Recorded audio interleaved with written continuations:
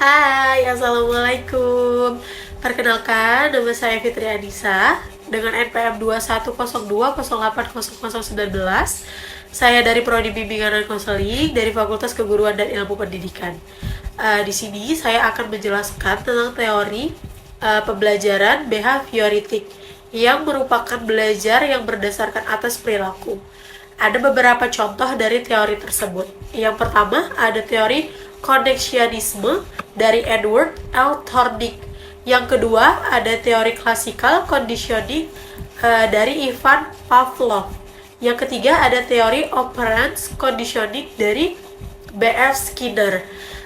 Setelah ini saya akan menjelaskan lebih lanjutnya lagi tentang teori-teori tersebut. Yang pertama, ada teori belajar koneksionisme. Teori koneksionisme pertama kali dicetuskan oleh Edward Thorndike, yaitu seorang pendidik dan psikolog yang berkebangsaan Amerika. Menurut beliau, belajar merupakan peristiwa terbentuknya asosiasi-asosiasi antara peristiwa-peristiwa yang disebut stimulus dan respon. Stimulus adalah suatu perubahan dari lingkungan eksternal yang menjadi tanda untuk mengaktifkan organisme untuk beraksi atau berbuat. Sedangkan respon adalah sembarang tingkah laku yang dimunculkan karena adanya rangsangan. Teori koneksionisme memandang bahwa belajar itu terjadi dengan cara mencoba-coba dan membuat salah. Demikian juga pada pembelajaran bahasa anak pada usia dini. Setiap anak usia dini pada awalnya melakukan percobaan berbahasa dan membuat kesalahan-kesalahan melafalkan sebelum akhirnya menjadi terbiasa dan benar sehingga menambah kosakata bahasa yang pada akhirnya dapat memudahkan dalam menyampaikan maksud dan tujuan kepada lawan bicaranya. Yang kedua, ada teori belajar classical conditioning dari Ivan Pavlov, seorang ilmuwan besar Rusia yang berhasil meraih hadiah Nobel pada tahun 1909. Beliau juga adalah seorang behavioristik terkenal dengan teori pengkoordinasian asosiatif stimulus respon. Dalam hal ini, yaitu classic conditioning atau pengkoordinasian persyaratan klasik, adalah proses yang ditemukan Pavlov melalui percobaannya terhadap anjing, di mana perangsang asli dan netral dipasang dengan stimulus bersyarat secara berulang-ulang sehingga memunculkan reaksi yang diinginkan.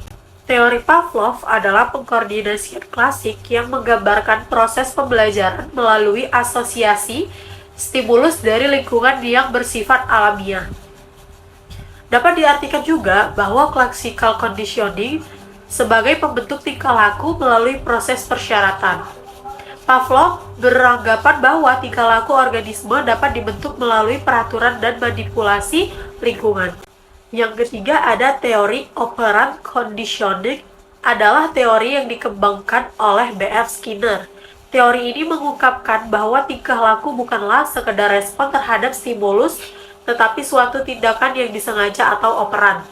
Percobaan Thorndike telah berhasil menemukan sebuah teori baru tentang stimulus dan respon yang didapatkan dari sebuah kegiatan berulang-ulang.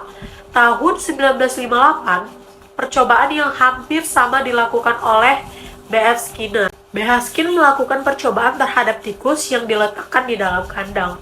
Kemudian ia meletakkan sebuah bel di dekat pintu. Apabila ditekan, maka secara otomatis pengungkit makanan akan bergerak dan makanan akan jatuh di atas kandang. Dalam percobaan ini, yang dilakukan tikus pertama kali adalah melompat-lompat dan mencakar kandang. Tetapi pada suatu ketika, tikus berhasil menekan bel sehingga akhirnya pengungkit bergerak dan makanan pun jatuh. Aksi yang dilakukan tikus ini dinamakan aksi emitted behavior. Emitted behavior adalah sebuah tingkah laku yang muncul tanpa adanya stimulus tertentu sebelumnya. Makanan yang jatuh dinamakan reinforced, yaitu tingkah laku operans yang akan terus meningkat apabila diikuti oleh reinforcement. Itu dia hasil penjelasan saya tentang teori pembelajaran behavioritik dan contohnya yang beberapa teori tadi. Jika ada kesalahan atau kata-kata saya yang kurang tepat dalam video saya mohon maaf. Mudah-mudahan teman-teman bisa memahami apa yang saya jelaskan tadi. Lebih dan kurang saya mohon maaf. Saya mengucapkan wassalamualaikum warahmatullahi wabarakatuh.